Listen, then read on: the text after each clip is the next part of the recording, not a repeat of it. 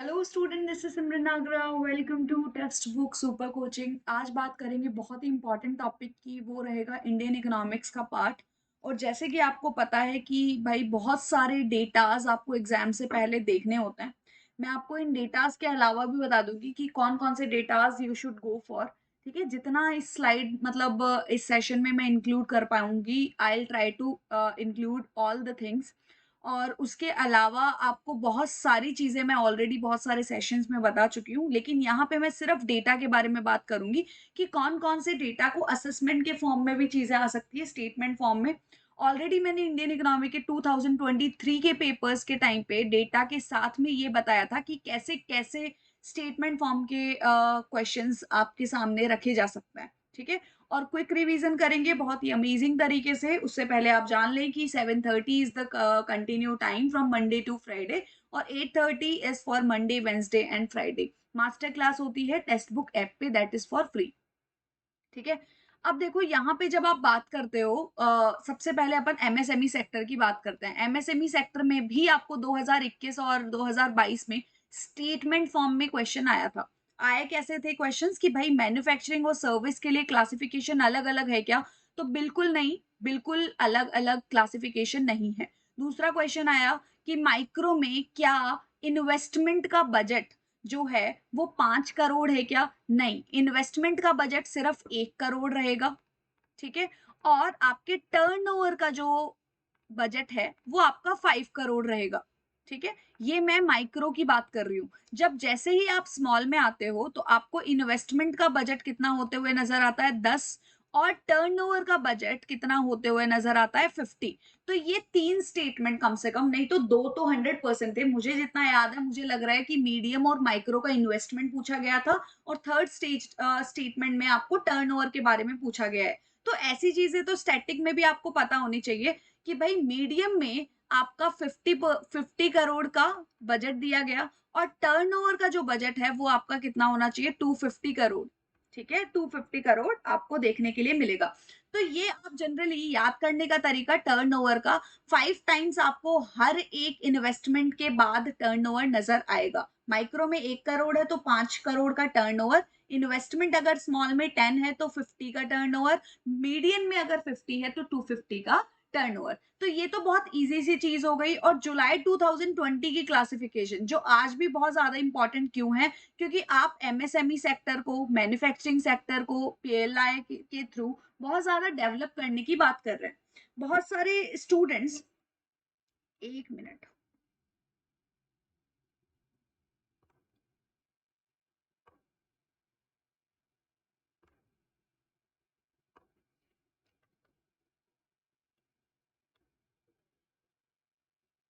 हम्म, तो बहुत सारे स्टूडेंट्स मुझे ये बोल रहे थे कि मैम जो डेटा है वो विजिबल नहीं होता है लास्ट वाले सेशन में। तो मैं यहाँ पे अलग से लिख भी देती हूँ, इसीलिए मैंने ये सेशन अलग से आपको डेटा लिख के बताऊंगी कि जो बोरोइंग है आपकी, ठीक है, पैसा कहाँ से आता है गवर्नमेंट के पास। बोरोइंग और अदर लाइबिलिटीज में 34% आपको देखने के लिए मिलेगा। ठीक है, अब जब इनकम टैक्स की आप बात करते हैं, इनकम टैक्स में आपको 15% पैसा मतलब आपका इनकम टैक्स के थ्रू आता है। ठीक है, एक्साइज की जैसे ही आप बात करते हो तो वो 7% हो जाता है। कॉर्पोरेट, ठीक है, जब आप कॉर्पोरेट, ठीक है, कॉर्पोरेशन टैक्स की बात करेंगे तो वो भी आपका 15% हो जाएगा, जो कॉर्पोरेट टैक्सेस वगैरह आपको देखने के लिए मिलते हैं। और एक और इम्पॉर्टेंट चीज है, जो जीएसटी वाला पार्ट है वो आपको 17% देता है। तो ये सारी की सारी चीजें ज्यादा इंपॉर्टेंट ही। कस्टम भी 4% रहता है, लेकिन it is not like that important, और अगर है भी तो इन सबसे नीचे नीचे है। तो आपको ये सीक्वेंस में आ सकता है कि भाई बोरोइंग फर्स्ट नंबर पे है क्या? ठीक है, सेकंड नंबर पे जीएसटी है क्या? और थर्ड नंबर पे आपका इनकम और कॉर्पोरेट आ गया, since both the taxes are equal, ठीक है, इन कंट्रीब्यूशन। और फोर्थ पे आपका एक्साइज आ जाता है। तो इस तरीके से आपको क्रोनोलॉजी में भी पूछा जा सकता है। जो मैंने लास्ट सेशन 2023 का लिया था उसमें मैंने आपको साफ साफ बताया है कि दो तरीके के क्वेश्चंस है। ठीक है, डायरेक्ट क्वेश्चंस अलोकेशन वगैरह का भी दिखाया था। वैसे क्रोनोलॉजी के बेसिस पे और स्टेटमेंट के बेसिस पे भी पूछा जा सकता है। अब देखो, जब आप रुपी गोज टू कहाँ पैसा जाता है, मतलब खर्चा कहाँ तो होता है गवर्नमेंट का। अगर बोरोइंग लोगे तो इंटरेस्ट भी तो देना पड़ेगा ना। ठीक है, बोरोइंग लोगे तो इंटरेस्ट भी देना पड़ेगा। ठीक है? तो आपने फर्स्ट नंबर पे बोरोइंग बात की थी ना, फर्स्ट नंबर पे बोरोइंग, तो इसका इंटरेस्ट आपने दिया तो वो आपका खर्चा भी हो जाएगा, पहली बात, ठीक है? दूसरी चीज़ आप बात करोगे कि यार सेकंड नंबर पे आपका जीएसटी लगा था, ठीक है? सेकंड नंबर पे क्या लगा था? जीएसटी लगा था। तो वहीं पे आपको 2 तरीके की स्कीम्स याद होनी चाहिए, ठीक है? उससे पहले मैं आपको बता देती हूँ, जैसे ही जीएसटी आपको याद आता है, तो स्टेट्स की जो ड्यूटीज़ है, ठीक है? स्टेट्स जो शेयर है, उसकी बात करोगे, ठीक है? शेयरिंग भी तो होती है, तो उसमें आपका 18% जाता है और यहाँ पे आपका 20% जाता है। तो इस तरीके से आप याद रख सकते हो। थर्ड में जब आप इनकम टैक्स, कॉर्पोरेट टैक्स में आते हो, तो उसी के टाइम पे आपको एक्सपेंडिचर देखो कैसे लगता है गवर्नमेंट का, सेंट्रल स्कीम में लग जाता है, ठीक है? और सेंट्रली स्पॉन्सर्ड स्कीम की बात करते हैं, ठीक है? सेंट्रली स्पॉन्सर्ड में क्या होता है कि यहाँ पे आपको पार्ट मतलब कंट्रीब्यूशन दोनों का देखने के लिए मिलता है, ठीक है? कंट्रीब्यूशन दोनों का देखने के लिए मिलता है। ये 17% है और ये 9% है, ठीक है? यहाँ पे सिर्फ गवर्नमेंट, सेंट्रल गवर्नमेंट काम करती है और यहाँ पे सेंट्रली में स्टेट और सेंटर दोनों काम करती हुई नजर आती है, ठीक है? इसके बाद में भी अगर आपको देखना है तो आप देख सकते हैं फाइनेंस कमीशन और अदर ट्रांसफर्स जो 9% लगता है। तो यहाँ पे ये दोनों इक्वल है, यहाँ पे आपको इनकम और कॉर्पोरेट टैक्स नजर आएंगे कि ये इक्वल है, ठीक है? ये दोनों इक्वल देखने के लिए मिलेंगे, ठीक है? तो इस तरीके से आप देख सकते हैं। अब देखो सबसे अमेजिंग जो चीज है, जो जीवीए से रिलेटेड क्वेश्चंस कैसे भी बना सकते हैं। अब मैंने आपको क्या बोला, स्टेटमेंट में पूछा जा सकता है कि जीवीए का जो शेयर है वो कैसा रह रहा है, ठीक है? Share of GVA of agriculture और allied services in total economy at current price. यहाँ ध्यान रखना करंट प्राइस की बात की गई है। अब देखो यहाँ पे कंट्रीब्यूशन किस तरीके से आपका डाउन हो रहा है, क्या कंट्रीब्यूशन, ठीक है? ग्रोथ की बात करेंगे तो 4, 3.5 और 3.3, ठीक है? अगर आप 2011 और 12 के अकॉर्डिंग बात करते हैं तो, ठीक है? अब देखो यहाँ पे इंडस्ट्रियल सेक्टर की अगर बात करते हैं तो वैसे एज सच अगर आप एग्रीकल्चर सेक्टर की भी बात करोगे तो वो भी अच्छा खासा इंक्रीज हुआ है। इंडस्ट्रियल की बात करोगे तो वो भी आपको 3.7% इंक्रीज हुआ है। इंक्रीज सभी हो रहे हैं, ठीक है? लेकिन किस फ्लक्चुएशन के साथ वो इंक्रीज हो रहे हैं वो आपको देखना है, ठीक है? अब देखो इंडस्ट्रियल सेक्टर बहुत ज्यादा लाइमलाइट में है, हर एक चीज जो भी लगता है ना इस सेक्टर से रिलेटेड वो आपको इंक्लूड कर लेना चाहिए। लेकिन सर्वे का मेजर जो हाईलाइटेड था, ठीक है, इकोनॉमिक सर्वे का, वो पीएलआई स्कीम थी कि मैन्युफैक्चरिंग सेटअप जो है वो इंक्रीज करना पड़ेगा, प्रोडक्टिविटी इंक्रीज करनी पड़ेगी ताकि एक्सपोर्ट को बूस्ट कर सके। मान लो प्रोडक्शन इंडिया में बढ़ जाता है तो डेफिनेटली आप क्या ट्राई करोगे, इंटरनेशनलाइजेशन ऑफ योर प्रोडक्ट्स। तो मतलब आप एक्सपोर्ट करना चाहोगे, ठीक है? जिससे कि आपकी बहुत सारे लेवल में मैन्युफैक्चरिंग, आपको पता है क्यों वीक है, क्योंकि आप इंपोर्ट्स पे बहुत ज्यादा डिपेंडेंट हो, तो वहां से आपका रिडक्शन होगा। अब आप बोलोगे कि मैम डेटा करवाते करवाते यहाँ पे बीच बीच में इस तरीके से एक्सप्लेनेशन क्यों? क्योंकि इस तरीके से आपको स्टेटमेंट एनालिसिस फॉर्म में पूछे जाएंगे, ठीक है? और जो कि आपको जॉब क्रिएशंस वगैरह करके साफ साफ दे सकते हैं, ठीक है? तो यहाँ पे इंसेंटिव्स वगैरह के तरीके जो है वो अलग अलग हो रहे हैं, मतलब कभी 5 to 6 हो रहा है, 6 to 4 हो रहा है, उनके जो यार्डस्टिक्स है वो चेंज होती जा रही है। अब जीवीए का सर्विस सेक्टर की बात करते हैं, जुलाई सितंबर क्वार्टर 2021 और 22 के अकॉर्डिंग, ठीक है? यहाँ पे इकोनॉमिक सर्वे के अकॉर्डिंग की बात कर रही हूँ, 2021-22। यहाँ पे एक्सपेक्टेड जो ग्रोथ है वो 8.2 आप देख सकते हो, ठीक है? इंडस्ट्रियल सेक्टर अच्छा खासा किया है।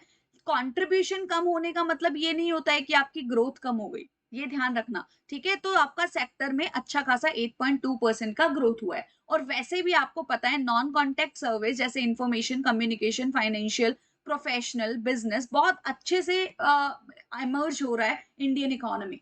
अब देखो ये जो थोड़ा सा ब्लर दिख रहा होगा, क्योंकि ये भी मैंने जिस तरीके से डेटा लिया है तो पूरा का पूरा डेटा शायद ब्लर होगा, लेकिन फिर भी मैं जो इंपॉर्टेंट डेटा है वो मैं बता देती हूँ कि यहाँ पे आप जब 2021 की बात करते हो, 22 की बात करते हो, 23 की बात करते हो, तो यहाँ पे जब आप देखते हो प्राइवेट फाइनल कंजम्पशन एक्सपेंडिचर, वो 61.3 था, 61.1 और फिर 60.5। तो आपको यहाँ पे क्या देखना है कि अप्रोक्सीमेशन कितना कंट्रीब्यूशन है कंजम्पशन का, ठीक है? गवर्नमेंट फाइनल कंजम्पशन एक्सपेंडिचर की बात करते हैं तो 11.6, 11.2, 10.5, ठीक है? थोड़ा सा फ्लक्चुएशन फिर भी देख सकते हो आप डेटा में, लेकिन अप्रोक्सीमेटली इतना रहता है। ये आपको अप्रोक्सीमेशन पता होना जरूरी है ताकि आप किसी भी एंगल से आपको ये स्टेटमेंट आ जाए कि भाई आपका जो एक्सपोर्ट है वो इस तरीके से आपका कंट्रीब्यूशन देता है, 20% अप्रॉक्स कंट्रीब्यूशन देता है, इंक्रीज हो रहा है, डिक्रीज हो रहा है, इस तरीके से क्वेश्चन साफ-साफ बन सकते हैं। ठीक है। अब देखो कैपिटल फॉर्मेशन की बात करते हैं तो वो अच्छा खासा इंक्रीज हो रहा है। आप देखोगे कि कंट्रीब्यूशन अभी एग्रीकल्चर का आपने कम देखा, ठीक है, लेकिन इसका मतलब ये थोड़ी इंडस्ट्री भी कम हो जाएगा, सर्विस भी कम हो जाएगा और एग्रीकल्चर भी कम हो जाएगा, ऐसा नहीं है। यहाँ पे आप देखोगे कि कैपिटल फॉर्मेशन अच्छा खासा देखने के लिए मिला। और अगर आपको याद नहीं रहता तो आप ये देखिएगा कि यहाँ पे जब आप देखते हो कि नॉर्मली 2021 में तो आपको गवर्नमेंट का एक्सपेंडिचर देखना ही पड़ेगा। क्यों देखना पड़ेगा? क्यों देखना पड़ेगा? क्योंकि आपको ये पता है कि जो जनरली सी प्लस आई प्लस जी प्लस एन एक्स, यहाँ पे मान लो इन्वेस्टमेंट काम नहीं कर रहा है तो गवर्नमेंट सेक्टर को तो काम करना पड़ेगा ना। तो उस पॉइंट ऑफ व्यू से आप देख सकते हो कि अच्छा खासा गवर्नमेंट का शेयर होगा, ठीक है, और कैपिटल फॉर्मेशन में अच्छा खासा फिर से बढ़ेगा शेयर, ठीक है। अब देखो यहाँ पे शेयर्स की बात की जा रही है, ठीक है, किस तरीके से इंक्रीज हो रहा है, डिक्रीज हो रहा है, ये सब चीजों की बातें हैं, बाद में बात करेंगे इसका। अब देखो sector wise FD equity inflow 2023-23, ठीक है, 22-23 की बात करते हैं, अप्रैल सितंबर 2022 तक का डेटा। यहाँ पे जब आप बात करते हो अप्रैल टू सितंबर 2022, यहाँ पे अगर आप देखोगे कि 22% आपका सर्विस सेक्टर, ठीक है, सबसे इंपॉर्टेंट चीज आपको जो मैं बता देती हूँ कि यहाँ पे कंप्यूटर सॉफ्टवेयर और हार्डवेयर बहुत ही गजब तरीके से तरक्की कर रहा है इंडिया इस चीज में। और इसकी वजह से आप रैंकिंग देखना सर्विस सेक्टर की एज अ होल कि आपको क्या देखने के लिए मिलती है। अब यहाँ पे ट्रेडिंग की बात करोगे तो 18%, जो मेजर मुझे लगा वो मैंने सब आपको बता दिया कि सर्विस सेक्टर, कंप्यूटर और ट्रेडिंग ये बहुत ज्यादा अमेजिंग सेक्टर, अमेजिंग तरीके से काम कर रहे हैं, ठीक है। अब यहाँ पे देखिएगा कि इंडिया आपको रेमिटेंसेस में टॉप नजर आएगा भाई, ठीक है, इंडिया टॉप नजर आएगा। टॉप रेमिटेंस रिसीट्स रेसिपिएंट की बात करते हैं, बहुत ज्यादा मिलता है इंडिया को, ठीक है, उसके बाद में मैक्सिको, उसके बाद में चाइना। आपको ये क्वेश्चन फॉर्म हो सकता है टॉप 5 कंट्रीज में नाम पूछे जा सकते हैं, तो इंडिया, मैक्सिको और चाइना के साथ कौन कौन है? फिलीपींस और इजिप्ट, ठीक है। तो कई बार ये पूछ लिया जाता है इंपोर्ट और एक्सपोर्ट के फॉर्मेट में, क्योंकि यार ट्रेंड के बेसिस पे तो कैसे भी पूछ लो, जितना करो उतना कम है, ठीक है। अब देखो यहाँ पे एक्सटर्नल सेक्टर्स की बात करते हैं, ठीक है। एक्सटर्नल सेक्टर की जैसे ही बात करेंगे तो आपको ये देखना है कि आपका जो एक्सपोर्ट किस तरीके से है। एज सच मेरे लिए ये इंपॉर्टेंट नहीं है, लेकिन फिर भी आपको ग्रोथ का पता होना चाहिए। दूसरी चीज आप बात करोगे, ये सबसे इंपॉर्टेंट है जिसकी मैं बात कर रही थी कि सर्विस एक्सपोर्टर में 7th लार्जेस्ट सेक्टर, और वो भी वो सेक्टर जो एग्रेरियन इकोनॉमी मानी जाती है ना India, still we are based on agriculture, लेकिन agrarian economy 7th largest exporter देखने के लिए मिल रही है पूरे के पूरे वर्ल्ड में सर्विस में, ठीक है। तो ये आपका बहुत ही अमेजिंग पार्ट है, ठीक है, कि जो होपफुल भी बनाता है आपकी 5 ट्रिलियन इकोनॉमी बनाने में। अब देखो लार्जेस्ट रेसिपिएंट ये मैंने बता ही दिया आपको, एस्टिमेशन है अच्छा वाला। अब देखो ये जो स्लाइड है बहुत ज्यादा इंपॉर्टेंट है, ठीक है। जैसे ही आप ये वीडियो देख लेते हो उसके बाद में आप मुझे मैसेज भी कर सकते हो कि मैम ये जो पिक्चर है वो ब्लर दिख रही है, तो ग्रुप में शेयर कर दें, ठीक है। मैं अलग से ये पिक्चर भी शेयर कर दूंगी अगर अभी भी ये विजिबल आप लोगों को नहीं दिख रही है तो, ठीक है। यहाँ पे जैसे ही आप बात करते हो, एक मिनट, ठीक है। तो यहाँ पे आप जब देखोगे इंडस्ट्री का, यहाँ पे आपको ये देखना है कि यार एग्रीकल्चर सेक्टर सबसे ज्यादा है क्या, ठीक है। फिर आप देखोगे कि यहाँ पे रियल स्टेट वगैरह सबसे ज्यादा है क्या, तो आप बोलोगे yes, financial services, real estate, professional services का कंट्रीब्यूशन सबसे ज्यादा है भाई, ठीक है। तो ये चीज आप देखोगे। फिर उसके बाद में आप देखते हो कि नॉर्मली आपका जो माइनिंग और क्वायरिंग वाली बात करते हैं ये सबसे कम देखना, ठीक है, सबसे कम आपको नजर आएगा। तो आपको अगर अरेंज भी करना है 2023 जून वाला पेपर में, आप बोलोगे कि मैम ये क्यों करवा रहे हो, इतने डेटा थोड़ी आएंगे, डेटा नहीं आते, लेकिन आपको क्रोनोलॉजी पूछ ली गई भाई, इसी सेम टू सेम क्वेश्चन आप खुद उठा लेना जून का पेपर, ये क्वेश्चन सॉल्व भी करवाया है मैंने आपको इंडियन इकोनॉमी वाले मैराथन में, ठीक है, जो सैटरडे को मैराथन करवाया था मैंने लास्ट। तो यहाँ पे वही चीज मैं बता रही हूँ कि आपको ये अरेंज एक आइडिया होना चाहिए कि फाइनेंशियल, रियल स्टेट कौन से नंबर पे आएगा, उसके बाद में आपको एग्रीकल्चर, फॉरेस्ट्री, ठीक है, उसके बाद में आपको माइनिंग। तो इस तरीके से जीवीए एट बेसिक प्राइसेस आपको ये सारे के सारे ऑर्डर्ड पेयर में आपको लिखने के लिए मिल सकते हैं। फिर ये जो नीचे वाला डायग्राम है, ठीक है, जो फिगर आपको टेबल नजर आ रही है, इसमें आप देखोगे कि अच्छा खासा कंट्रीब्यूशन आपका किसका है, यहाँ पे भी पूछा जा सकता है। क्या पता लास्ट जून में ये पूछ लिया गया हो और अब ये पूछ लिया जाए। तो ये आपको कंजम्पशन का कितना शेयर है, ठीक है, गवर्नमेंट एक्सपेंडिचर की बात करते हैं, इन्वेस्टमेंट का अच्छा खासा होता है इन कंपैरिजन टू गवर्नमेंट, ठीक है। तो ये आपको शेयर्स याद होने चाहिए। अब देखो एक्सपोर्ट्स की बात करेंगे, कंट्रीब्यूशन 23.7%, 26.8%, ठीक है। ये डेटा जो है 22, 23, ठीक है, यहाँ पे एस्टिमेट्स है एक्सपेंडिचर कंपोनेंट्स के, ठीक है, इकोनॉमिक सर्वे से उठाया है। और अब देखो यहाँ पे बात करते हैं इंपॉर्टेंट चीजें, इससे भी रिलेटेड क्वेश्चन पूछा गया है। तो क्वेश्चन सेम टू सेम तो नहीं आएगा, लेकिन कुछ ना कुछ तो रेलेवेंट आ सकता है ना। तो आप सिर्फ ये अंदाजा लगा सकते हैं कि इंडियन में किस तरीके के क्वेश्चंस आ सकते हैं, ठीक है। तो यहाँ पे आप इंडिया 2020, यहाँ पे आप देखोगे कि भाई क्रूड बर्थ रेट जो है वो क्या कम हो रही है, क्या बिल्कुल कम हो रही है, ठीक है। फिर आप देखोगे क्या फर्टिलिटी कम हो रही है, क्या जनरल फर्टिलिटी रेट जो है वो कम हो रही है, क्या बिल्कुल कम हो रही है, ठीक है।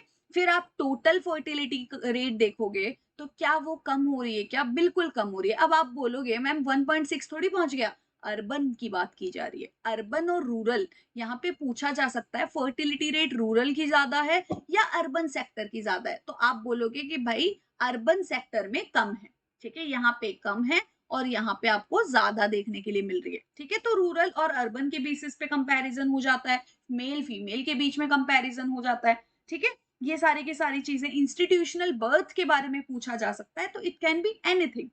अब देखो यूनिकॉर्न की बात की जा रही है कि आप वेंचर कैपिटल इंडस्ट्री जो डिस्क्राइब करता है startup company with the value of $1 billion, ठीक है। तो ये इंपॉर्टेंट है आप लोगों के लिए, क्या इंडिया बहुत अच्छा परफॉर्म कर रहा है इसमें, क्या बहुत अच्छा परफॉर्म कर रहा है।